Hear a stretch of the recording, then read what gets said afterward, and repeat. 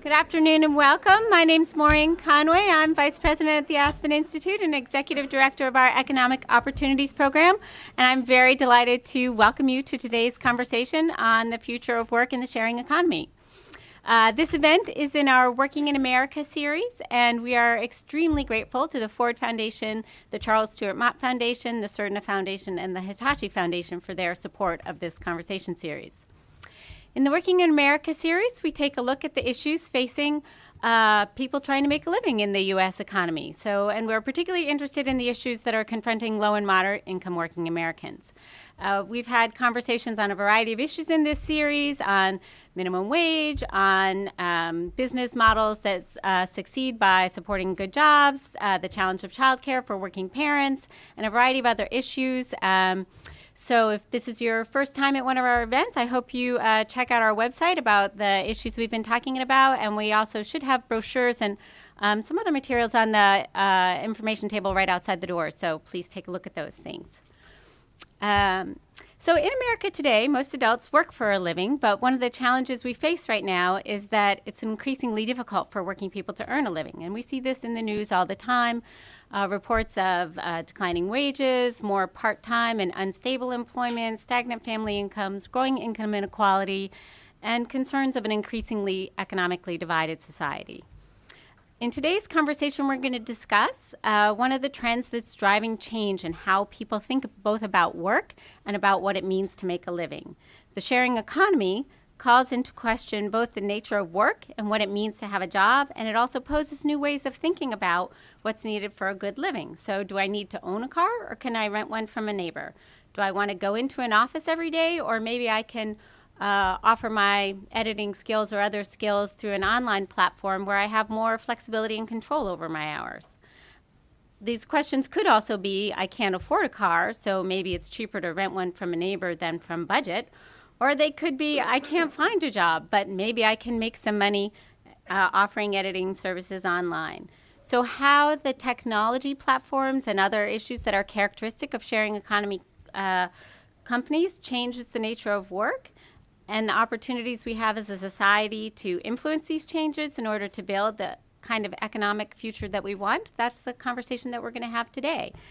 We started this conversation over lunch in the little conference room over there, and we're having a very lively conversation. So I'm really delighted to bring this out here and share with you. So I'm going to very, very quickly introduce our panelists so that we can jump into this conversation. And before I do so, I will just remind you, if you haven't already, please do quiet your phones. But feel free to tweet. Our hashtag is TalkGoodJobs. Okay, so I'm going to introduce our fabulous panel, and I will start far away from me with Shelby Clark, Executive Director of Peers.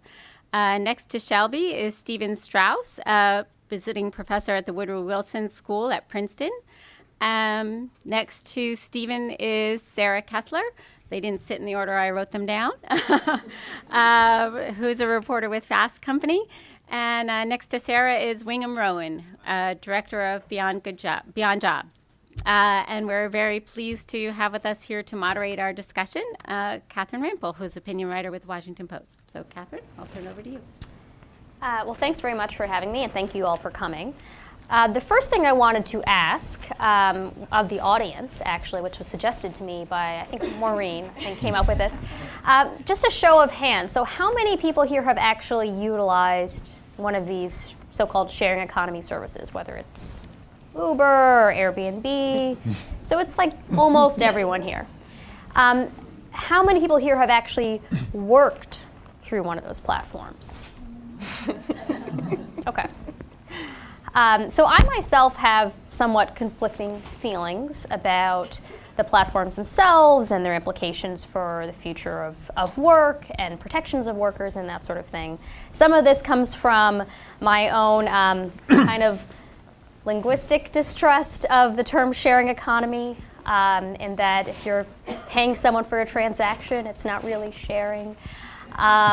I actually wrote a whole column where I went to Silicon Valley and I interviewed a bunch of preschoolers who are like the world's experts on sharing, and I said, is this sharing? And they said, no, it's not sharing.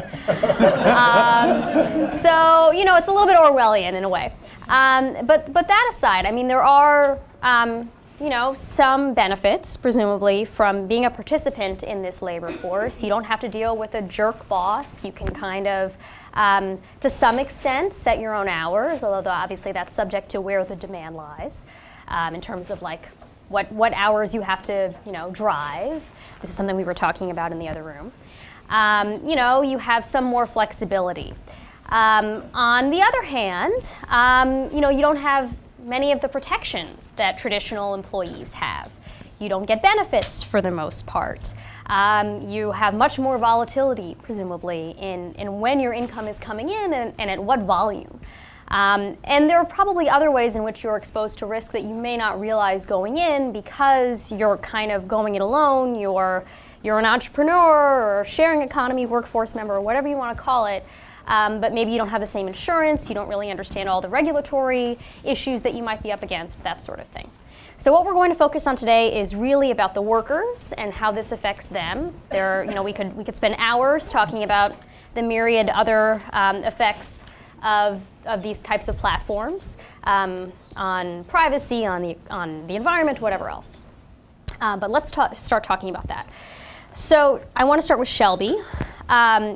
So can you give us kind of the lay of the land, like who are these workers who are participating in this economy on these various different kinds of platforms? Are they mostly working part-time?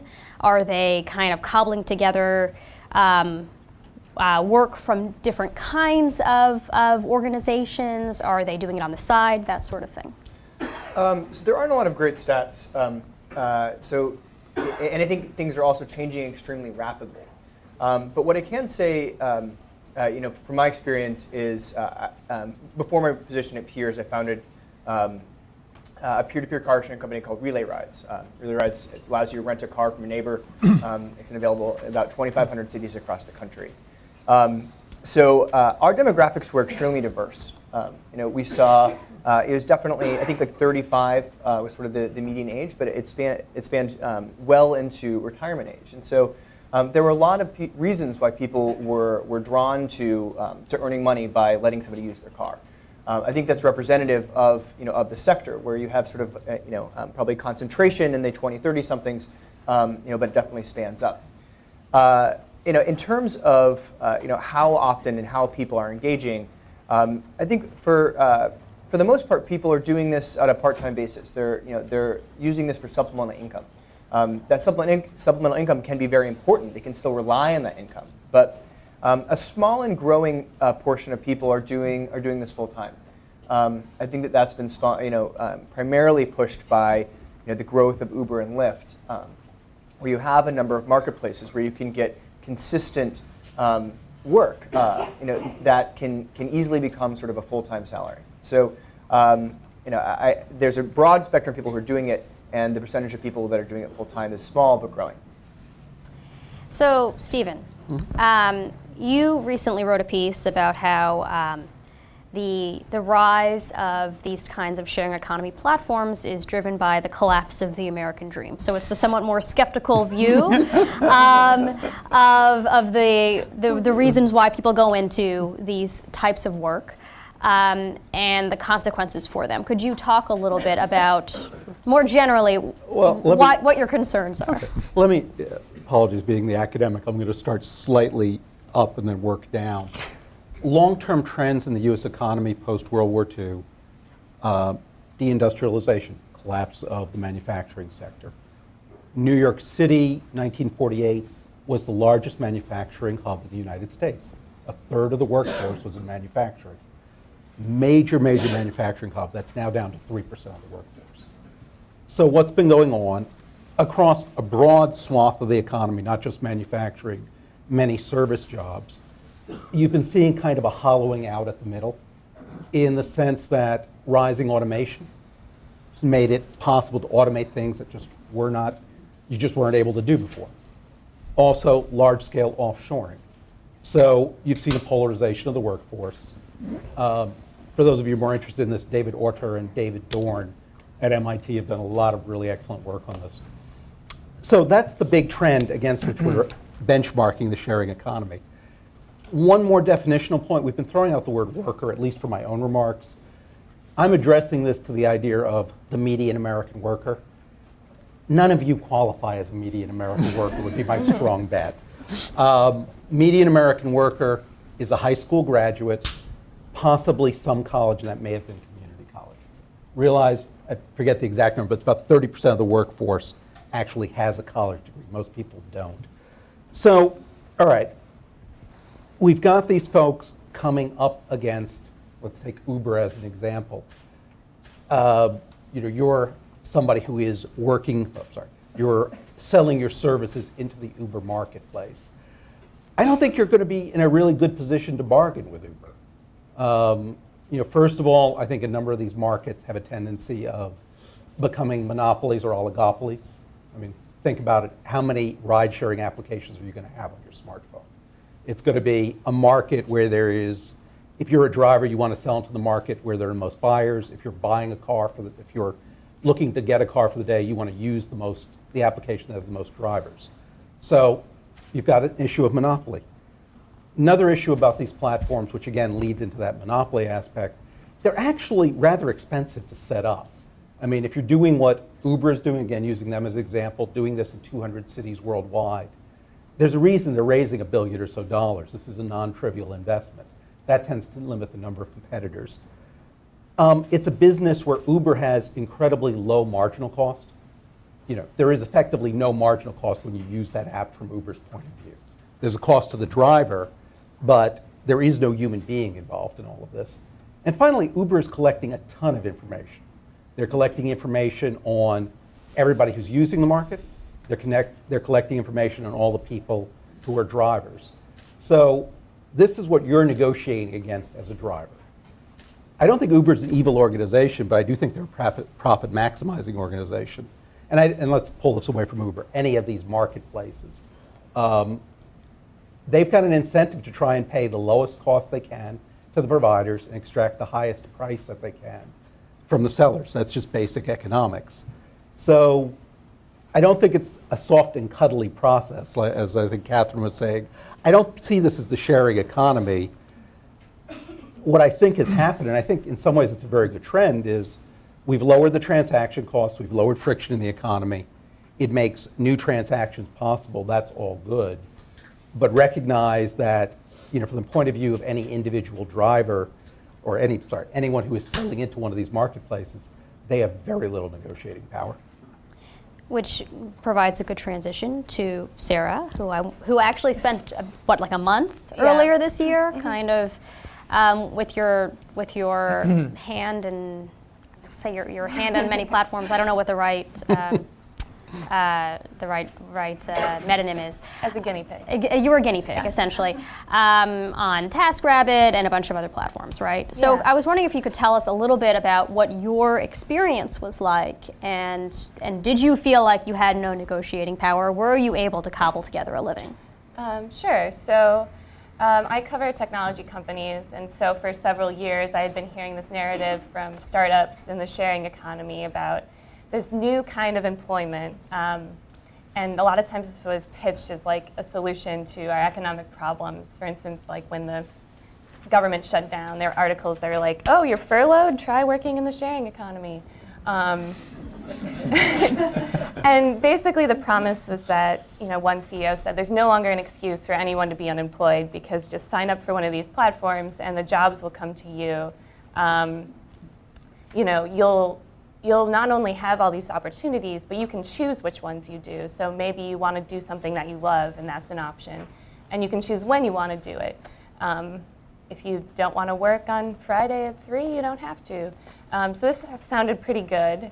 And the premise of my article was basically just testing to see if this was actually an option, because if it were, I was probably going to quit my job. I did not tell my editor at the time when I proposed the article. So I set out and I was like kind of bright-eyed and bushy-tailed and feeling pretty employable because I have a full-time job in journalism, and that was hard. But I signed up for about 20 platforms, and I guess the first thing I learned was that the most the platforms with the most potential to earn money were those for people who already had assets. So like in Airbnb, if you happen to have a summer home in Tahoe, you would probably make a lot of money. I had a slowly deflating air mattress in Brooklyn in my living room / kitchen, so not going to make a lot of money. I don't have a car, so I couldn't sign up for like the ride-sharing platforms or Uber or anything like this. And a lot of people in New York City I talked to I took Ubers for a month too because I talked to them, were people who were already taxi cab drivers or were doing this already.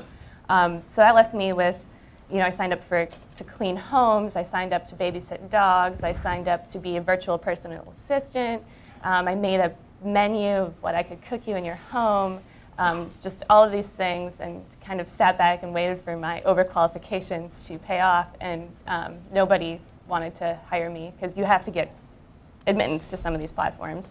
And then the platforms where you could just go proactively make a profile, there was so much competition that nobody would hire me. So nobody offered to make me pizzas.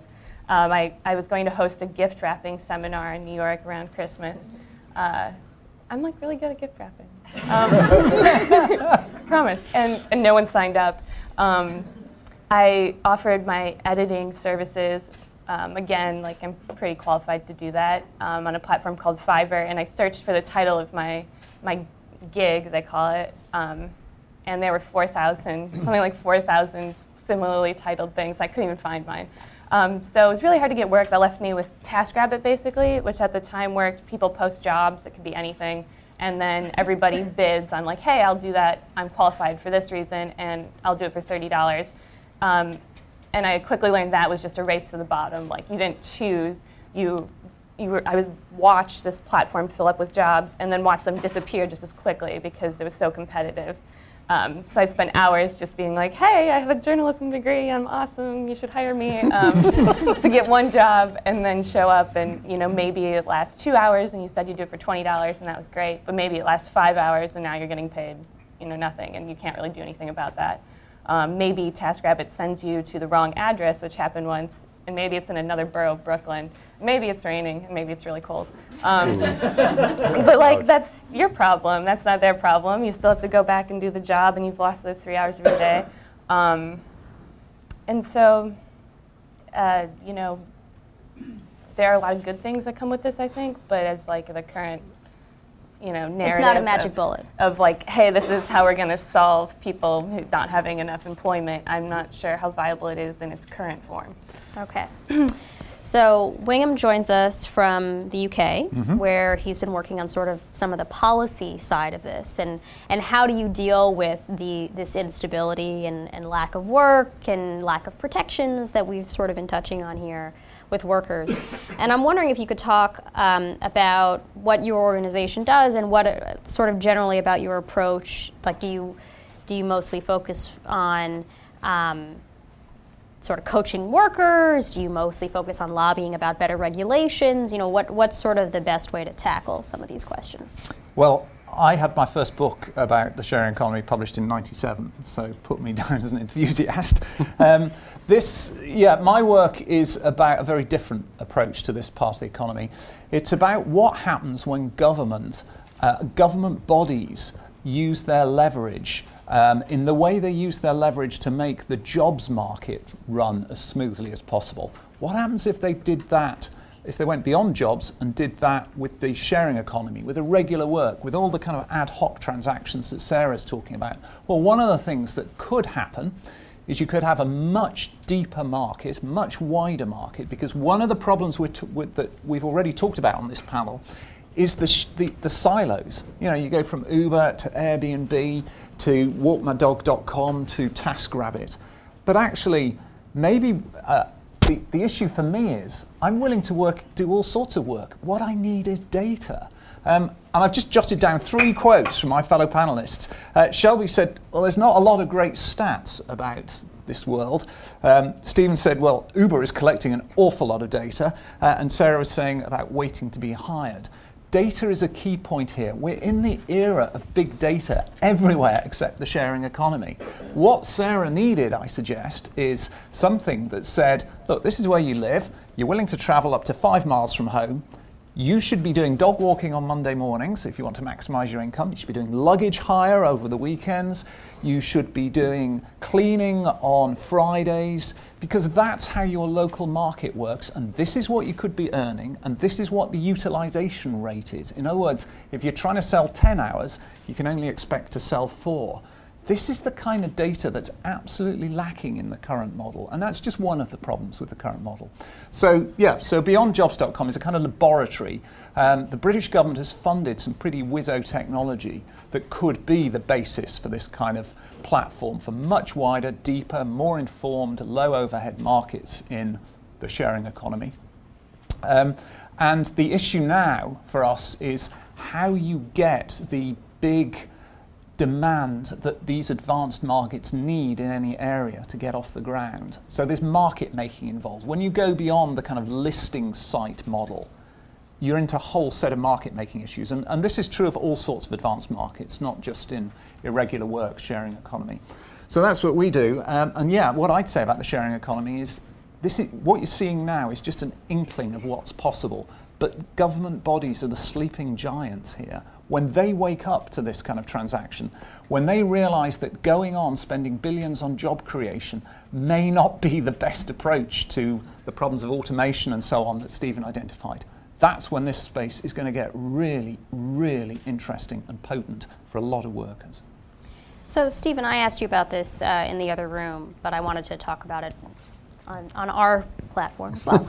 My understanding is that one of the big advances in the 20th century, particularly in terms of finance, but in other aspects of sort of business management, is better managing risk and being able to absorb risk in terms of, we no longer have to worry about like crop shortages, for example. I mean, that's a sort of an older one.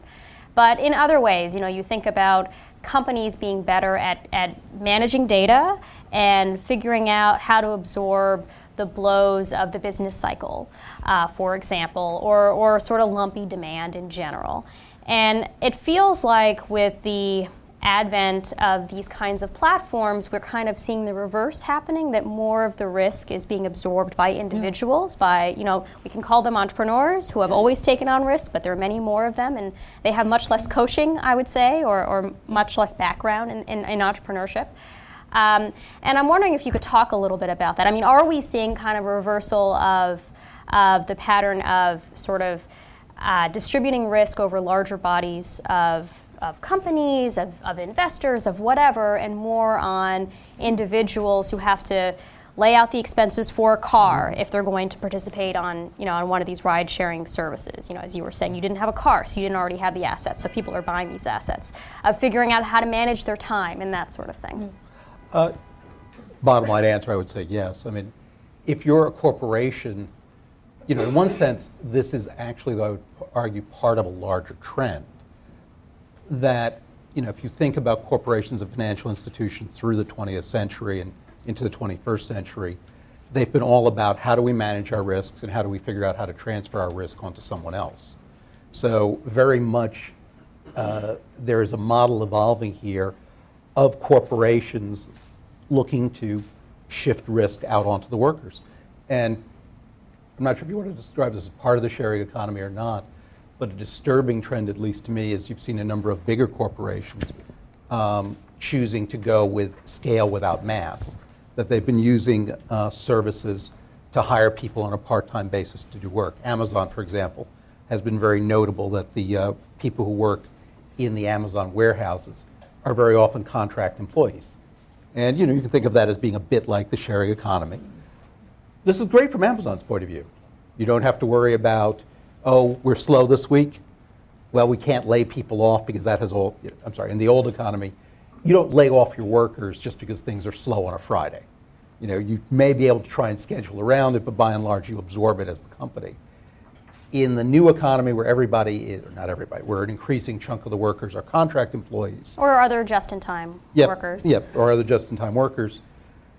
They're the ones absorbing the risk, and you actually have the people who are the weakest part of the value chain having to take on some of the worst risks.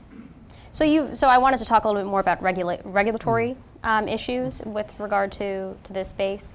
So you've written some about some of the labor issues. So I was wondering if you could elaborate actually on this question of, should workers who drive for Uber, for example, be considered employees? And I think there's a lawsuit actually going on right now about this. How do we make these distinctions about who's a 1099 independent contractor and who's an employee in the current economy, given these changing shapes of work? Yeah.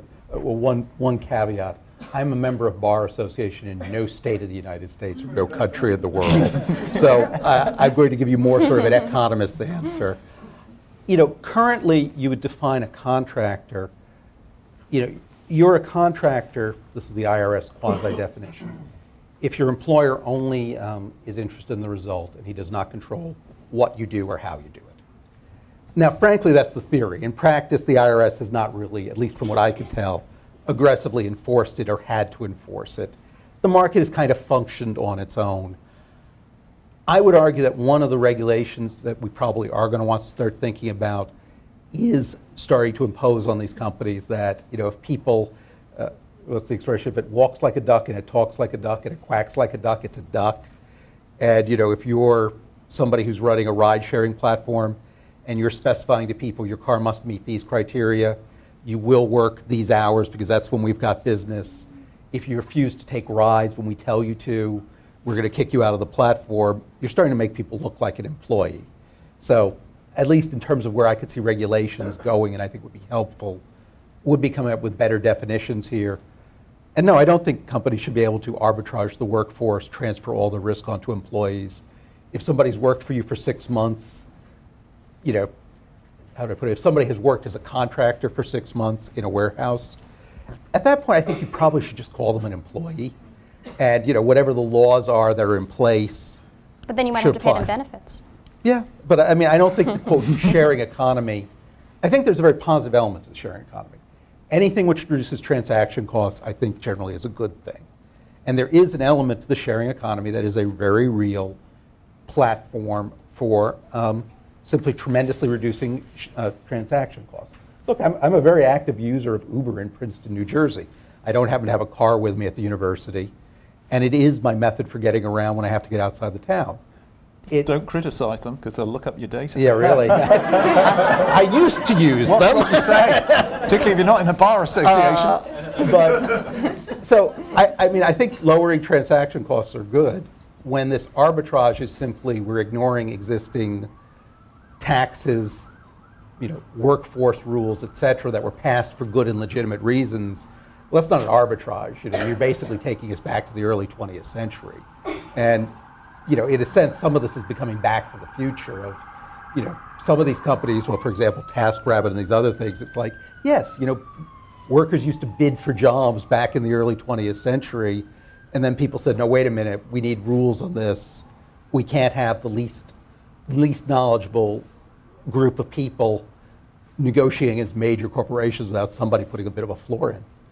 So, Wingham, you've written about another key regulatory issue that's come up here, and some confusion about how it should be implemented and who's responsible, which is tax. Mm-hmm. And who is responsible for collecting the tax on transactions when you no longer have a company in charge of sort of assigning the transactions. You have a platform and you have individuals.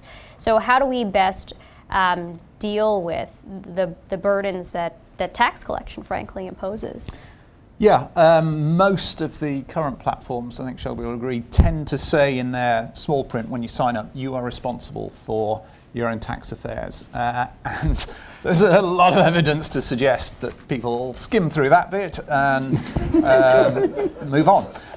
And the issue I suggest is stop focusing on regulation because it's a sterile debate. There's going to be winners and losers wherever you set regulation. There's a separate issue, and it's sort of a bit out of the box, and it's about how government can initiate. Because suppose government said, actually, you know what? This is all happening. A lot of it's happening untaxed in the informal economy. How do we entice it into the main economy? Not how do we regulate the hell out of it. What can we do that's better, that will make all these people who want to buy and sell in this very fragmented way, they wake up each morning and they want to do it in the mainstream economy. And this is where you come back to the idea of government as initiator, and this is kind of so left field, particularly in America. So do you mind if I just take 2 minutes to give you a bit of background before I'm sort of carted off as some sort of British nut job? Every so often, a technology comes along that does need a policy shift, or it needs public sector support before it can deliver its full potential. So there's a textbook case which goes back to the 1840s when the hot new technology was water pumping. And you had hundreds and hundreds of companies sucking water out of rivers, pumping it to middle class homes at high tide, because that was the only time their little feeble pumps could pump. And then a whole bunch of people came along and said, well, actually, there's a whole different model for water pumping, which is we're going to build reservoirs and we're going to pump millions of gallons of this stuff and we're going to send it down huge trunk pipes into every house in the country. And we can't do this alone because we don't have permission to dam entire valleys and kick people out of their homes. We don't have permission to rip up the ground. And by the way, we've got to stop people chucking sewage wherever they want. And Britain led the world in saying, okay, we are going to look at, we're going to go down this route.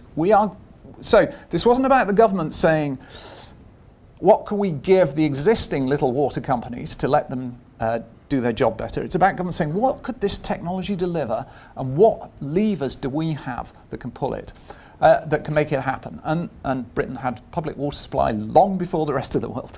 And you can see this pattern in other technologies: electricity, road networks, rail, canals, gas supply, air traffic control, broadcasting. You have it with telephones. In the early part of the 20th century, there were hundreds and hundreds of incompatible telephone companies in America. And then in 1921, you had the Willis-Graham Act, which gave America a coherent, working together telephone system from coast to coast, which did wonders for your economy. So what's the analogy for? So the analogy here is, what can government do in the sharing economy? Well, government is a huge buyer of fragmented labour, indirectly or directly. Government bodies own all sorts of databases of who's licensed to do what.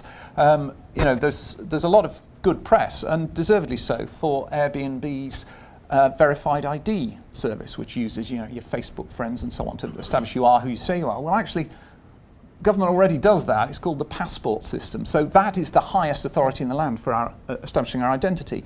So how do we leverage all these publicly owned facilities behind this kind of transaction? Look at all the levers that city governments, regional governments, national governments have over economic policy and so on. How do you get all that going? Because government has the motivation. There's a lot of reasons why government want people to be earning whatever they can be earning. And to be reporting their income absolutely. accurately. My point exactly. So you've got to tempt them into the legitimate economy. And the issue, the challenge that we come across all the time is governments keep thinking about job creation. Job creation, job creation, job creation. And as Stephen says, that might be a bit passé now. And that's quite a contentious thought, and fair play to the politicians.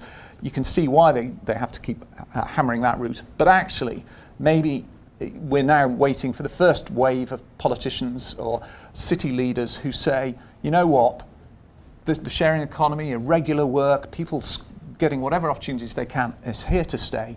How do we make that as accessible, rewarding as possible with progression? And as we do that, we tempt it into the legitimate economy rather than trying to crack down on it in the illegitimate world. So Shelby, what role does peers play in advising members of this space of the sharing economy on these kinds of legal issues when they don't have a general counsel on hand to say, here actually is what you owe, in terms of hotel taxes or whatever for renting out your spare room, or here's your liability if you get into an accident when you're driving? Sure. So, Wingham, you actually set us up pretty well twice, and with your comments, I feel like we've just built an organization for you and what you think we need to do. But so Peers is an organization where the world's largest independent sharing economy community, 250,000 people. And what we've recognized is the fact that people are, that you have more and more people, millions of people around the world who are earning and relying on income through the sharing economy. And so there's a big debate that's happening, including up here, on whether or not this is a good thing, right? It's like, okay, well, there's this regulation, there's this thing, this protection that's missing, and this is changing, and this is not like it used to be. And so there's a debate that's happening around whether or not this is good or not. I think that debate should be happening because it's the only way we can make things better. But while we're waiting for that debate to happen, Piers is saying, okay, how do we make this better today? What can we do for people who are working in the sharing economy today, and how do we make this as good for them as possible? So to give you a little background on what we do, our mission is to make the sharing economy work for the people that power it. And we've recently launched sort of two main products. One we're calling Income Discovery, and it helps people find the best opportunities for work for them based off of where they live and their skills and their assets and interests. This is sort of what you were talking about, William, in your last comment. So if you go to the website, you see dozens of opportunities. They're curated for you based off of where you live and what you're interested in doing. The opportunities are then reviewed by the Piers community. So we lean into the fact that we have 250,000 people on the platform. You can find out what people say about working on the platform. So there's a 5-star rating. We have average earnings, and there's also a community forum. So you can hear people talking about, how do I decide between Uber and Lyft and Sidecar? What are the best Etsy stores for me to get started on? What are the insurance regulations or implications I need to be worried about? So there's an entire dialogue around. So it's mostly peer-based in terms yes, of it's peer-based. guidance. It's absolutely peer-based for guidance. So on the one side, we're saying, and this is really what we heard from our community. Our community was like, I love this. This income, is really important for me. But I'm not really sure about where to spend my time. And, wait, what was that one that you mentioned? Feastly? I can get paid to cook? Like, I love dogs. I can make money watching dogs. Like, I've never heard of this before. And so, Uber and Airbnb and Lyft, most people had raised their hands when you hear about it. But like this long tail, was really empowering and exciting for people to understand all these different opportunities. So, sorry, I don't want to butt in, but actually, Shelby, honestly, it's not good enough what you're doing. Come on. Look, so we go to the Piers site and it says, average earnings on, is it HomeJoy, $20 an hour. Okay, so what's the spread either side of that? What That's the percentage cleaning of hours service, are right? being sold? That's Sorry? a cleaning service, just for Yeah. So how does this solve Catherine's? So we launched 3 weeks ago. So take a little bit of patience. Come on, there's urgency. The IPO to the month. Yeah. So. Okay. So we're working hard, Wingham. All right. To address the exact issues that you were talking about. Can I finish? Yeah, of course you can. I was about to suggest something, but carry on. Okay. Love to hear your suggestion. So the second side of Piers is what we're calling a support marketplace. So this is sort of, we've aggregated together all of the different support services that will be helpful once you are working in the sharing economy. So tax tools, legal resources, CPAs who specifies, who are very knowledgeable in the sharing economy, benefits, 401k, health insurance, and then support services. So things that make it easier to run your sharing economy business, like pricing optimization for your Airbnb, analytics for ride sharing. We're looking, very much need data. And on Thursday, Piers is actually launching 2 proprietary products. One of them is a sharing economy flavor of insurance that does not exist right now and people are very vulnerable to. Another one is an entirely new product that has absolutely no counterpart in the traditional economy. It's engineered to provide income stability for people who are ride-sharing drivers. And so there's absolutely no analogy in sort of the traditional economy. And so unemployment insurance. The product that we've built has no, unemployment insurance has nothing to do with it. No, but you're saying, in terms of insuring against lumpy income, right? I mean, it's directly comparable to the kinds of benefits you would get as an employee because you'd be covered by unemployment insurance. You lose your job. I can't talk about the specific product right now. I can talk about it on Thursday. I would love to talk about it afterwards. I can tell you about it privately, but I hear what you're saying around unemployment insurance. It's not analogous to the specific product that we've created. And again, we are 5 people and we're working for 3 months on these things. So we're pretty proud of what we've created. We're creating a dialogue around where there are gaps and where there are needs. The scenario that's being painted up here is really sort of like doom and gloom. And if you actually talk to the majority of the people that are earning money in the sharing economy, a lot of them are pretty happy about it. They're happy about the so-called flexibility that they have, and even it might not be universal, but it's a lot better than they had at their past job. Sorry, I couldn't stop myself. What about the people who aren't earning in the sharing economy? The problem is, Shelby, you need much deeper data than this, and you're asking your members, you're asking the people doing this work to contribute the data, but your funders have this data. The transactions are going through their servers. Why isn't, I'm sorry to go on about HomeJoy, I just happened to be reading about them this morning. Why isn't HomeJoy reporting? This is how many of our people are just not selling anything. These are the areas. Because how do you get people to join your platform? If you're a new platform, how do you get them to join when you're new and you don't have people earning money, right? You can buy an ad on Piers' marketplace income thing. Actually, they sell them. Or you buy Google AdWords. what- But I think I think there's probably some value to non-transparency from the platform's perspective. Oh, from the platform's But the way perspective, to there's do huge value. I thought we were talking about the workers. Yeah, fair. One of the roles of government, though, is one, level the playing field, and two, force information transparency. A mutual fund is told you will disclose your past track record. If you're going to be dealing with markets on this size, there's no reason they shouldn't be told, you need to tell the drivers, median income of driver, what hours were the maximum, et cetera. I'm using Uber as an example, but you could do that with any of these markets. Yeah, well, Uber famously, claimed that their median driver was earning $90,000 a year or something like that, and a Slate reporter went out and tried to find Right. So all of these drivers, and it turned out to be a unicorn. There was no such thing. And before the SEC, you had brokers and asset managers who were claiming, we produce 100% a year return.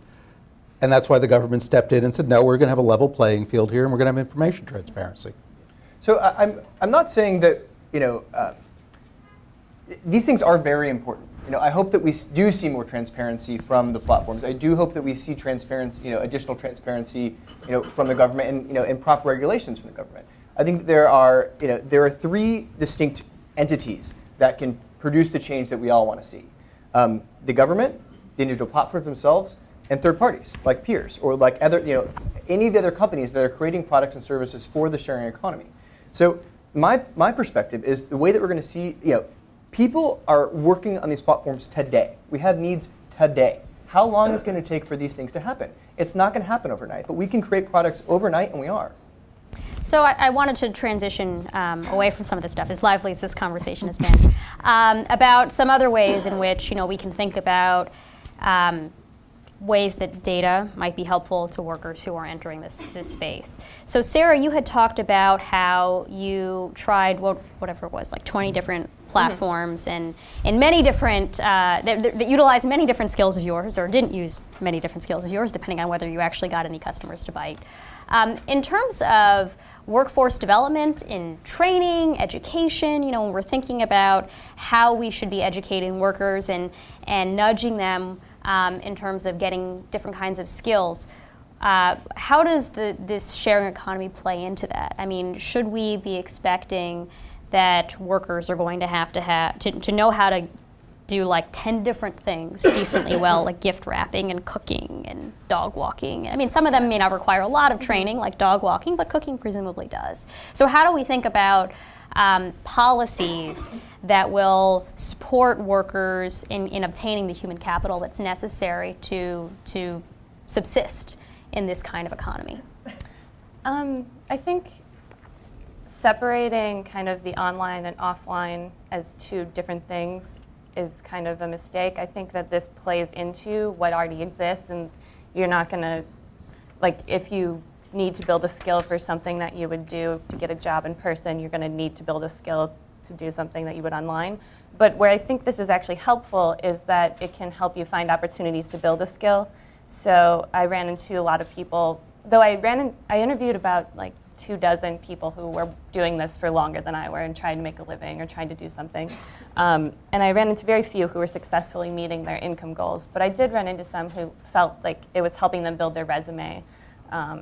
Like they did a few handyman jobs and now they feel comfortable applying for I mean, not a few handyman jobs, that's a bad example, but like a comedian, for instance, who was taking jobs, or he tried to find jobs where there was some entertainment aspect to it. I did a flash mob with him, for instance. Or this woman who was trying to break into an entertainment industry, and she was trying to meet people and network by taking these jobs. So that could be a resume builder. Maybe you want to prove that you're a chef by having this experience where you cook in people's homes. And then the other thing was actually as a job finder. So I was offered many different jobs after I had responded to TaskRabbit ads, or people found me on whatever platform. Sometimes they were just there, and the initial request would be, hey, do you want to come in for a job interview? And also, like, when you start working with somebody, so I tutored a 13-year-old, and after a couple of times, she's like, oh, do you just want a full-time, like, regular position, and I'll pay you in cash. I can pay you 30% more because I'm not giving TaskRabbit 30%. So I think, yeah, like getting experience and kind of as a job board. Well, so Wing, what other kinds of skills though might people in this sector might need to? I mean, because some of it sounds like some of the examples that you gave are people who were specializing in, handyman jobs or whatever, or cooking. Yeah. But I imagine that there might be there are people who are like you, maybe not trying quite as many different platforms and quite as many different types of jobs, but are kind of trying to cobble together different kinds of work depending on what, Mondays there's demand for dog walking or whatever. So I'm wondering, Wingham, if you could speak to a little bit about how we should be training workers, not only in terms of building specific skill sets, but also in terms of like risk management. Do we need to focus more on like financial literacy, or that's probably the case for many other reasons too, but also the kinds of skills that would go along with being your own boss and managing your own time. I think it's a pretty horrible idea, if you don't mind me saying so, that somebody has to say, how do we train the workers? I prefer the notion, how do we empower the workers? How do we show them where the opportunities are, so that if there is a shortage of dog walkers around where you live on Mondays, and you've never actually walked a dog, you might think, you know what, I don't mind dog walking, and I've got a good track record in window cleaning and gardening, so I know I'm going to be attractive to people who want to buy dog walking. Okay, and the platform is telling me, well, this is what you can charge, because this is what the market will bear at the moment. Yeah, I'll try dog walking, and I'd probably better, look up online how to walk dogs, because and that's really interesting, because now I've started dog walking. Well, now the platform is saying, well, perhaps you should broaden into.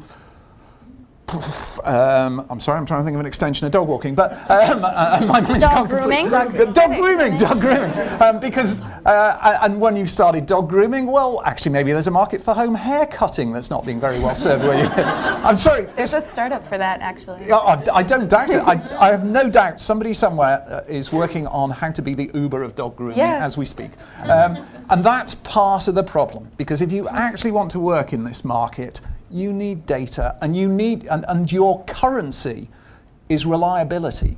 If you can build a great track record of reliability, and it may only be in litter picking and leafleting and pretty low-level stuff, but if then that makes you attractive in all sorts of other sectors, and you've got the data that tells you which sectors you will be attractive in because of supply and demand around where you live, and if you are in a seamless system, so we call the system that I'm talking about CEDA, Central Database of Available Hours, and if you imagine a CEDA for Washington, and it could underpin all sorts of other markets. So this isn't some sort of giant consumer brand. It's like a credit card processing module. It can sit in anyone's site, but it allows you to seamlessly go from market to market. That, I think, is the answer. It's not sitting up here planning, it's not Uber over here saying, right, let's impose surge pricing.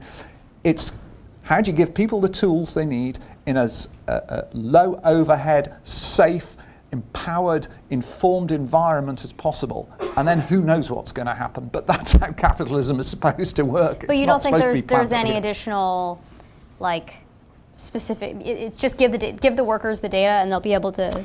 Yes. They'll be able to translate it into income? Yes, because if the market then demands mentoring, the market will provide mentoring if you've got the right platform. So if I'm thinking, oh, could I do dog walking? I don't know. I'm rather frightened of dogs. Maybe what I need is an hour with an experienced dog walker. And maybe you need the platform that will say, click here if you want an hour this weekend with an experienced dog walker. You're going to have to pay, $12 for that.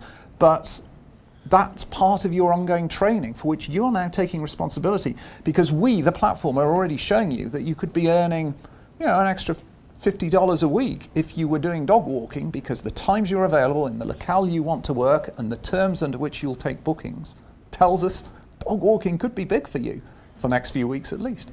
Stephen, you look like you want to weigh in on that. A couple of thoughts though. Old economy for the moment. Your relationship with your employee is not transactional. They will be with you for a number of years. In some industries that average maybe 2 or 3 years, in some industries it's longer. You as an employer have an incentive to invest in their education. You as an employer have an incentive to think about training. I'm not saying that works perfectly, trust me it doesn't, but there are some incentives there. And in theory, a company should be risk neutral when it's thinking about investing. It should be as risk neutral about buying a Xerox machine as training somebody. It's simply an investment. When you start having individuals taking responsibility for their own training, one problem you may run into is individuals may be risk averse. That it may take $1,000 to train to be a champion hair cutter or a champion dog groomer or whatever. Well, A, they may not have $1,000. You have financial barriers. B, somebody who is doing this on an individual basis may be risk averse. They may say, very rationally, well, yes, I know on average this is the right thing to do, but there is some risk that by the time I finish my training, there is no market for me to be doing this.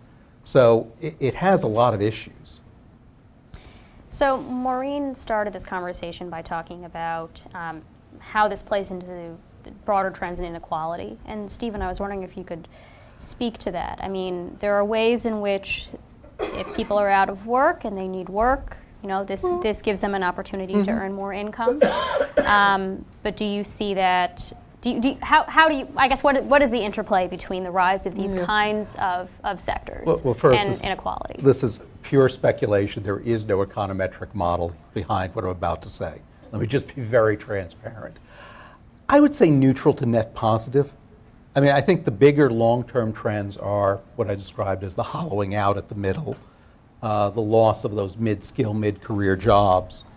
As an opportunity, look, dog walking is not a long-term great career path, but by and large, getting money for something which is honest labor is a good thing. It keeps people in the economy. And again, I would also emphasize what I'm saying. I think the sharing economy is probably net good overall for society. I mean, again, as we're saying, who's benefiting here? If you think about the sharing economy overall, what I would describe as the legitimate part of it, which is the lowering the transaction costs, the making it easier to find people to do work, I believe net that's positive for the overall economy. Probably positive for the casual workers relative to their other options in today's economy. But I do have a very strong view that it should be a level playing field. That to the extent the sharing economy is Airbnb and they just don't happen to be collecting the hotel tax in New York City, that's not some magical transformation. That's regulatory arbitrage, right, basically. And that should be leveled out. I mean, if we think taxes are too high, fine, cut everyone's taxes, but otherwise everyone should be paying, for the same activity, everyone should be paying the same tax structure. Mm-hmm. So, Shelby, I have a feeling I know where you're going to land on this question, but I'd love to hear your thoughts. So predictable. So, I think the first thing I want to say is, let's start off by remembering that, the old economy is sort of what has brought us to where we are today with, a major income inequality problem. So, so the question would be, how does the sharing economy impact that in one way or another? You talk about the jobs, the work or the jobs that are being created, and many people are comparing them sort of conceptually to, sort of a very much a middle class job. But the reality is that the only jobs that have really been created in our economy since the 80s are low wage, no benefit jobs. So we should be comparing them to sort of things like McDonald's. So, is it better for somebody to be earning through TaskRabbit or Lyft or Uber or McDonald's or something along those lines? It's tough to say. I'm not sure that's quite true on net.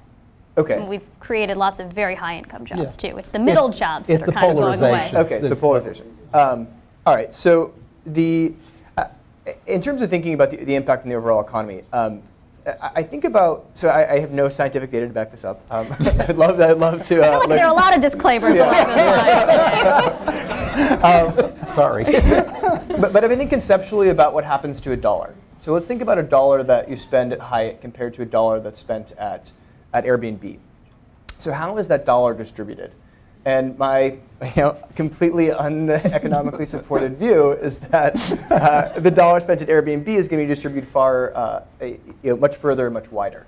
The majority of it goes to an individual person. They may be hiring some people to manage their apartment or to manage their cleaning or rather than to shareholders, for example. Yeah, rather than just to shareholders. And then I would also argue that dollar is compared to Hyatt, where the majority of it goes into sort of a corporate bureaucracy, and then gets stuck there for a long time. I also would argue that the dollar spent in the sharing economy probably has a much higher velocity and is probably respent much quicker and ultimately has a bigger impact on the economy. So I would argue that a dollar spent in the sharing economy is would ultimately lead to less income inequality. But I don't know if that has broad enough implications to say that there's going to be a big enough change.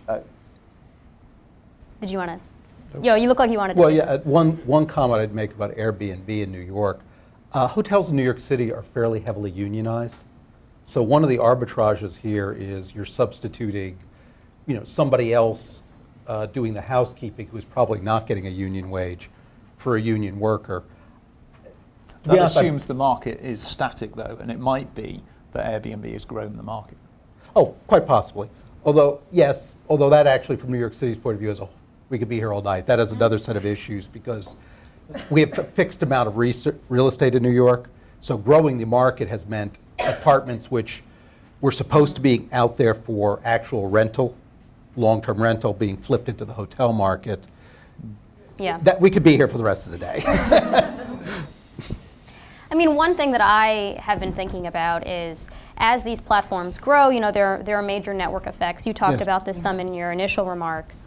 And the platforms have more power to sort of harvest both. It's a two-sided market, right? So they have power to both raise prices on consumers once they're no longer in a price war like Uber and Lyft are. They're both very attractive services right now because they're really cheap, because they're trying to capture the whole market. But once there's a winner, presumably they won't feel the same pressure to keep prices quite as low.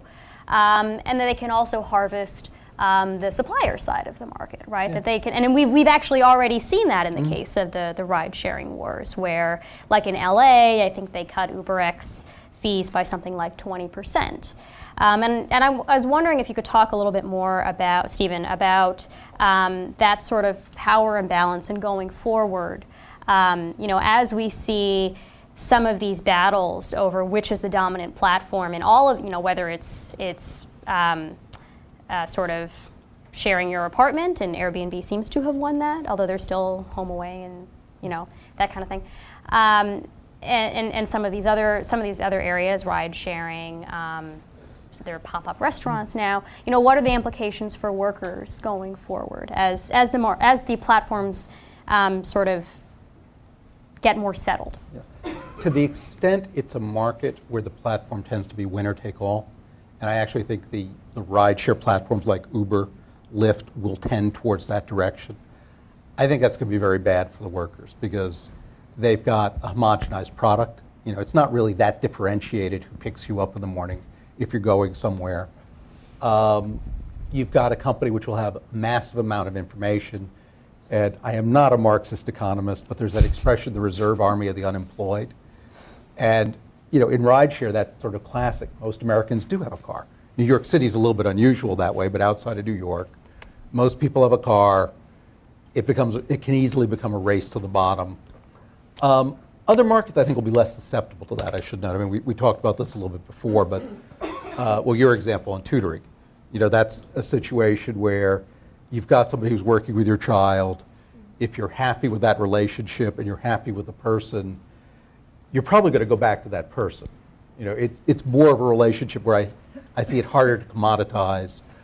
You know, a home caterer, harder to commoditize. But for the things where it tends to be a winner-take-all market and it can be turned into a commodity, I think the platform's got a huge pricing power in the middle. Yes. So it is also worth pointing out that there are victims when these platforms fail. Yes. So yes. yes, everyone wants to be the dominant platform, but in Britain, we've recently seen the failure of Pocket Shop, which is kind of our equivalent of Instacart. And Pocket Shop on paper had everything going for it. It had a deal with one of the major supermarket chains.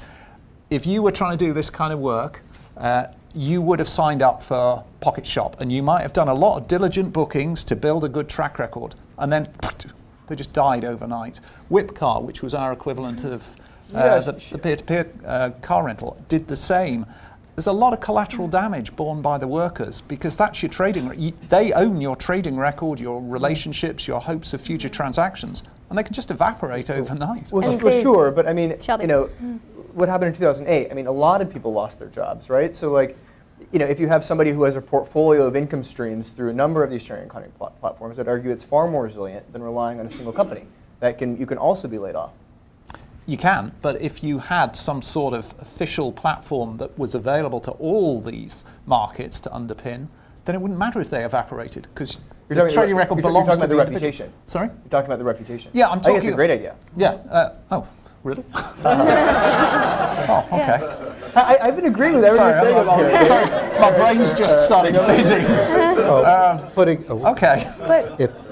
I'm sorry, just putting in my little plug for government. Again, I would say a role for government would simply be to mandate that the people using these platforms are entitled to their records. That, you know, if it goes under, you are the one who has a claim and that they have to give it to you, or if you choose to switch to another platform, they have to give you a printout of your ratings so you can go to the other platform and say, yes, I'm a good person. Sorry. It doesn't necessarily have to go under either. It's like you said, you don't have a jerk boss. Yeah. You do. It's the platform. And so it can change anytime. So, for instance, my success story was this man named Dimitri who was at the top of the TaskRabbit earners board, and he was making about $30,000 a year doing handyman skills. But he recently emailed me, TaskRabbit changed its platform, and now he can't make a living because the way they changed it, he's no longer automatically surfaced to the top. So there's a lot of risk, and you can be fired from these platforms. Well, yeah, and like in the case of some of these ride-sharing contracts with drivers, you can correct me if I'm wrong, but I think that like with Uber, they can kind of unilaterally change the terms of the contract as long as they give whatever it is 2 weeks notice, which is how they were able to cut UberX drivers' pay by 20% in LA. Yeah, I mean, I think that you know, as you see more opportunities, what we hope that you'll see as well is competition for supply. So maybe you have, Uber becomes a dominant, dominant in the ride-sharing space, but there's dozens of other ways that you can be earning money. And so we're aiming to, at Peers, through the income discovery tool, we're aiming to introduce transparency, make it so that people, whenever the platforms are jerking you around, that's going to show. If you look in the ratings right now, Uber or Lyft, surprisingly, is getting slaughtered. And the what's happened is a number of people in San Diego where the rates got dropped and they were very unhappy. And so something about the rating system got posted, and a whole bunch of people came in and one after another expressed their displeasure with the way that Lyft lowered their rates. And so I think that transparency is going to be really important. It's going to make it so that if you jerk your employees around, if you change your hiring practices, if you change your rates, if this is not a reliable income source, that's going to show. And then ultimately, it's going to be harder for you to attract and maintain supply, particularly whenever you have other options. So can I just build on what quickly, because we have very quickly what Stephen said about make it easy to move between different markets. It would be great if Peers did that. So you get a kind of passport that you can take from market to market, which has your trading record attached. And what would be really great then is if Peers went transparent on the charges these platforms make. Because TaskRabbit takes 20%, builds 20% on top of the workers' costs.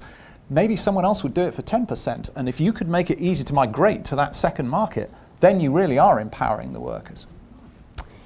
Well, thank you very much. So now we're moving on to questions, and I was told to tell the several people who are watching us online, streaming, hi Mom, that if you have questions, you should email them to Maya, and I believe her information is in the initial invite. So let's start out with questions here. Have microphones. Oh, and we have microphones somewhere. Yes. To my colleague from the UK, I was hoping for you to talk about an example of something that's concrete rather than aspirational. You know, is there something already in existence that is an example of best practice that we can look to in the UK? There is in terms of the technology, there isn't in terms of... I'm concerned about the worker here. Yeah, of course. There isn't in terms of the deep market. That's the next stage. It is very difficult to launch these advanced markets in this kind of sector. Irregular work transactions are among the most complex in any market anywhere. And to move from where we are now to where we could be is an exercise in market making. Does CETA, the Center The technology exists, but, yeah. but it hasn't no, actually I mean, been it's been implemented. piloted, it's been tested into the ground. But in very broadly, if you want a CETA for Washington, somebody in Washington has to say, I'm going to put at least £2.5 million worth of demand for fragmented labour in one area of the city through the CETA in its first year to get it going. Because it has to get to critical mass before it can be useful. So listing sites can be very useful in a thin market because they are just lists of possibilities. When you go to an advanced market, it's much more difficult to launch them. And that's what we're working on now. And it's very difficult to see a way of doing it without government bodies getting involved. Okay. And that's the journey we've got to travel. Right here. So just one observation and two questions. So Louis Soares, American Council on Education. Hi, Marie. So, as the panel was evolving, one of the sensations that I was having was that, the sharing economy platforms are becoming the new boogeyman, like Walmart was, for a while, or may still be.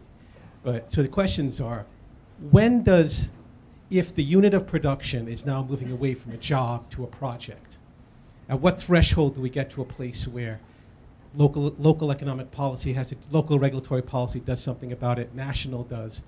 We went through this process as we headed into the scale economies of the industry. So we set up a whole way of thinking about labor market policy as companies got bigger, and companies got bigger before the government got bigger, right?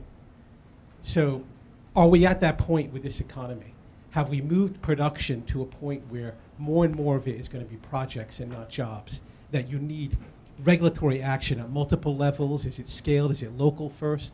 Second is, how much of this conversation is driven by class, right? We've had a growing freelance economy, not a sharing economy, among highly skilled professionals, at least since the mid-90s, if not before. And there was some hand-wringing about that in the beginning, but now there's whole lifestyle magazines about the freelance economy for highly educated people. So how much of this conversation is driven by class? So what's the threshold for significant regulatory action? And what's the level of it? Is it state, local, state, national? Are we there yet? And how much of this conversation is driven by class? Do you want, well, who? The first one seems like a pretty natural fit for you. Okay. I'd split that into two pieces. The quick, no-regret move now is simply enforce the existing laws. I've said before, I don't really see any logic to regulatory arbitrage. That the existing policies on taxes, et cetera, should just go into effect.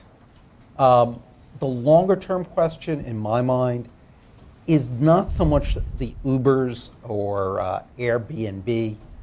What I would view as the very disturbing trend are some of the companies which are looking at doing this for the regular workforce, that are going to places like Amazon, grocery store chains, and saying, gee, why don't you let us just outsource your entire workforce for us in the store?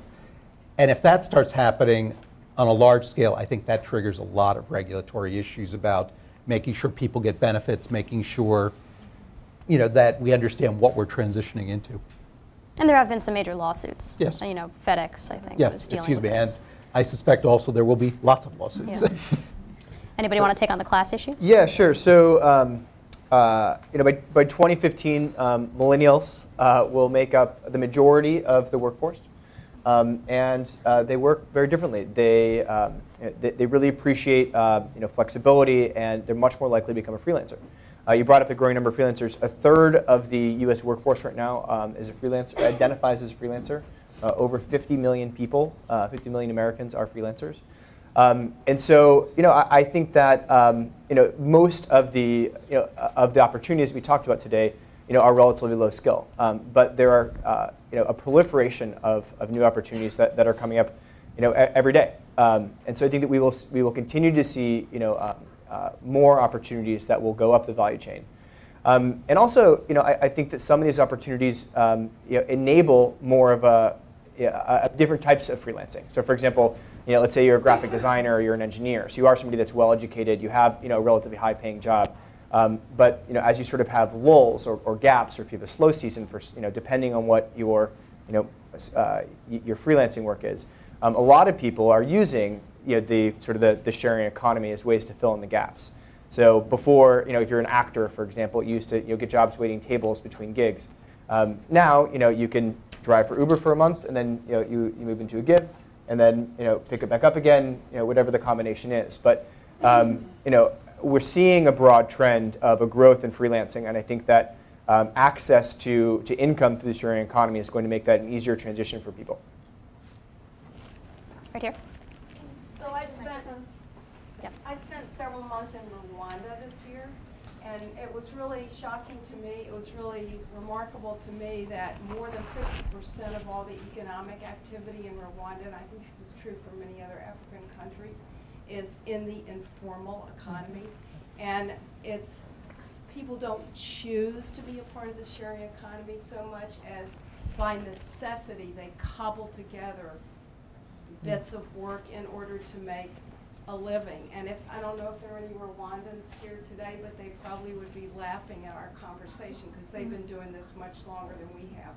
My question is, I think for very low income people who are not highly educated and who do not have access to internet platforms on a regular, reliable basis, it makes sense that access to the sharing economy might grow more organically through neighborhood organizations or community groups or even churches. That's what's happened in Rwanda. And that raises a whole different kind of set of questions about organization, about government participation, about a big problem in Rwanda is that people do not report this income for taxes. They just don't do it. And the Rwandan government is pulling out their hair because they don't know how to calculate GDP when so much of the activity is off the books. So is there another conversation that we need to have about lower income individuals who don't have choices, but for whom there might be great opportunities in a sharing economy? Anyone here like to take that on? Very happy to.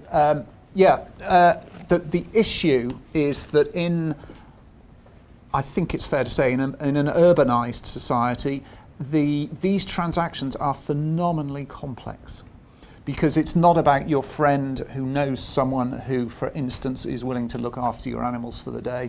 It is about, you need a window cleaner, he needs a set of ladders. Is he regulated? Is he safe? Is he available at those times? Can he be contacted? How do we construct his price? And so on. And it's almost impossible to make those transactions work on any kind of economically sustainable basis without a platform. And our view, I'm afraid, is that the existing platforms are pretty primitive. So how do you help the people who can't get on the platform because they don't have access to the internet, they don't know how the internet works? You've got to extend the platform out into people.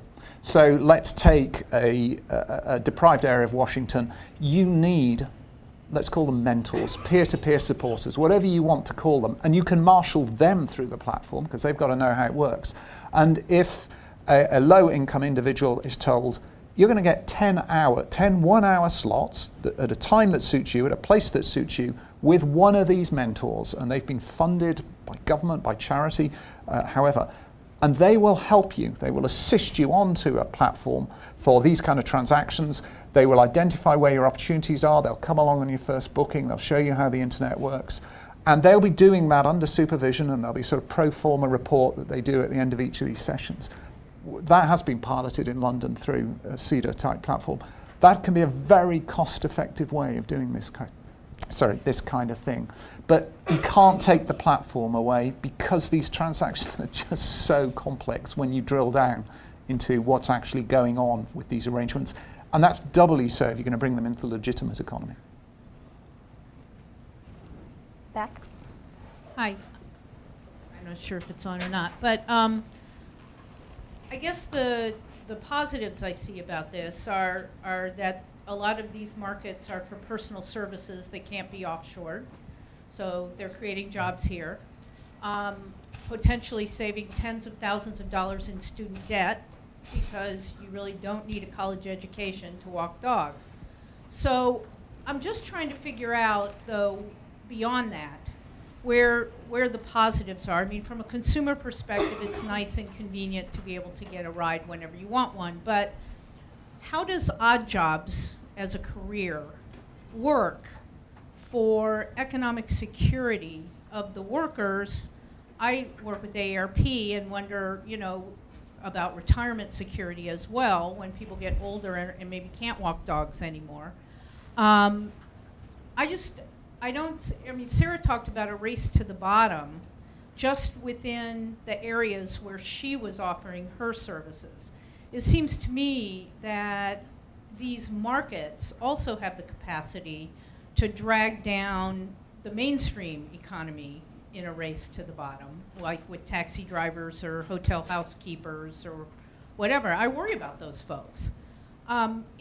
If we are, and in industries like construction, where there's been a lot of misclassification of employees as independent contractors, wages and benefits and job security have really sort of gone into the toilet. So how does a career of odd jobs basically turn out to be a net plus for the economy if people don't end up with a paycheck that can support a household or any of the other elements of economic security?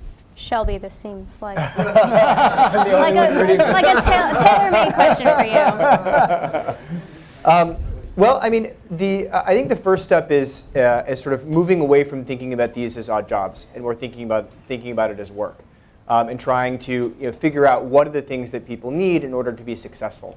They need to know where they should be spending their time. They need to know how much money they can be making. They need to know what skills that they need, I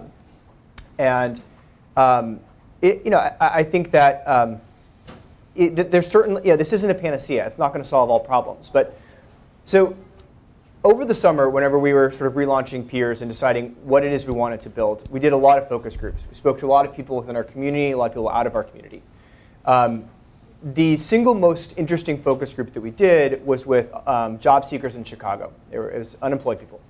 The conversation started with an extremely somber tone. People brought in a lot of shame, frankly. I've been looking for a job for 6 months, a year and a half. I spend 6 to 7 hours a day looking for a job. I don't have any options. I'm worried about my kids. I'm worried about my mortgage. There was, the tension in the room was palpable. And then we started to talk about the sharing economy. And we said, hey, have you heard of Airbnb and Lyft and Uber? And most of them had raised their hands. And then we sort of went down the list. And what about Feastly and Dog Vacay and, sort of the long tail of dozens and dozens of other opportunities. And people totally lit up whenever they heard this. It's like, I love to cook. I can make money doing that. Really, I can earn money. I've got a bike. I can do something for Postmates. Really, and we followed up. This was incredibly empowering to them that they didn't have to sit around and wait for somebody, to give them a job or to find a job. They were able to take matters in their own hands and start earning money right away. We followed up with people, and half of the people in that focus group signed up for one of the platforms. So they found this to be a good thing. The other thing that people talked about was, sort of the impact on, the flexibility on their life, and if they, people really like these opportunities. To quantify it, on average, people said they'd be willing to make a quarter less if they had the flexibility, as opposed to a traditional 9-to-5 job. And when I pushed them on it, what that meant, they said typically, between $45,000 and $60,000. Was the number that people continually were pushing towards. And that is something that that is potentially achievable. particularly if you've been working at it for a little while. So I think that trying to start out, start out and try earning from, and relying entirely on TaskRabbit from day one, it's not going to be successful for you. I'm sorry, Sarah. You have you've got to understand that it takes months to build a reputation on that. And so, if we can help people understand, the way that you can balance the different platforms. So you sign up for a ride-sharing platform to do 80% of your work at the beginning because it's going to be consistent income for you. And the other 20% of your time you do on 1 or 2 other platforms for building a reputation. So help people understand what this is like. And then as you are earning on 3 platforms, you talk about job security. I think that income security is something that people are more important about. And so as you have a portfolio of income, that actually becomes something that's quite robust. I would just say that no one argues that it doesn't sound good. I think it sounds great. I think what you just laid out sounds amazing. I would love to do it. But what actually happens when you sign up for Postmates, say, and that's like a delivery courier service, is you see an ad on Craigslist that says you can make $30 an hour delivering things on your bike. You say, oh, that's awesome because I only make $13 and my job is a courier right now. You show up. They tell you kind of all the policies that you need to follow to sign up for a shift. And then they explain, actually, it's 75% commission. And you do the math, and you're like, OK, if I get a $5 tip every time, that's like 4 or 5 deliveries I have to make every hour anywhere in Manhattan, in New York City traffic, on my bicycle. And you're like, actually, no, I'm not going to make that much. And, oh, if you don't have enough jobs for me, I sit at home.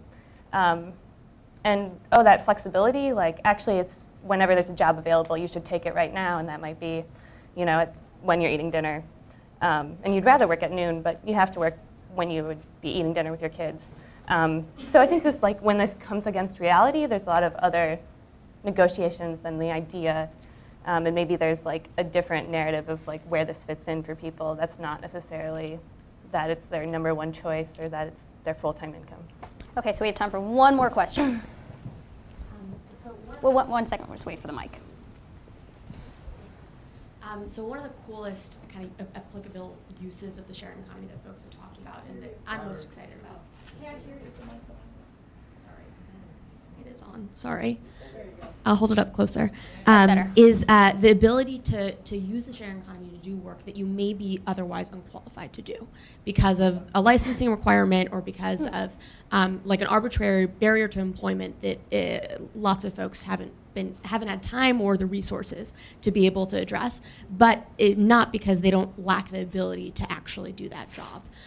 So Sarah talked about a few places where the sharing economy has been used to like test hires or give people like a short-term chance to demonstrate that they can do the work with the promise of maybe being able to be hired in the long term. I was wondering if folks could maybe speak to other examples of uses of the sharing economy to allow people to basically like punch above their weight class. And if folks have also talked about some like limiting factors that have stymied the ability of using the sharing economy in all the good ways that we know it can be used. If anyone could speak to like what's the number one limiting factor to being able to see more people interacting with the share economy in this particular way. So, Stephen, you looked like you were anxious to answer this. this. Yeah, no, because I actually think this is one of the more exciting aspects of the sharing economy, and we didn't get to it, so thank you. Thank you very much for that question. There's a lot of regulatory capture that goes on in the U.S. I think it's in Florida. It takes like 3 months and several $1,000s to become a hairdresser. Yes. Mm-hmm. There's one American state where it's just like Utah, I think. Utah, excuse me. But there was a Planet Money episode about it. Yeah, so New York City, there are 13,472 taxis, yellow taxis allowed in New York. And the right to drive one of those yellow taxis is $1 million. That's, it's regulatory capture. There is no logic to that 13,472 number. So from a policy point of view, one of the things I think is actually very good about some aspects of the sharing economy, it's forcing government and regulators to suddenly explain why do we have some of these rules, and some of them don't make sense. And I think that's an extremely healthy thing. And then drilling it down one more layer, to the extent it then opens up parts of the economy to letting people do things, get practical experience that they wouldn't have otherwise been allowed to get, I think that's also extremely positive. Great, and this has been a fabulous conversation, and I appreciate all your great questions. I wish we could do more, but we unfortunately are out of time, so please join me in giving our panel a round of applause.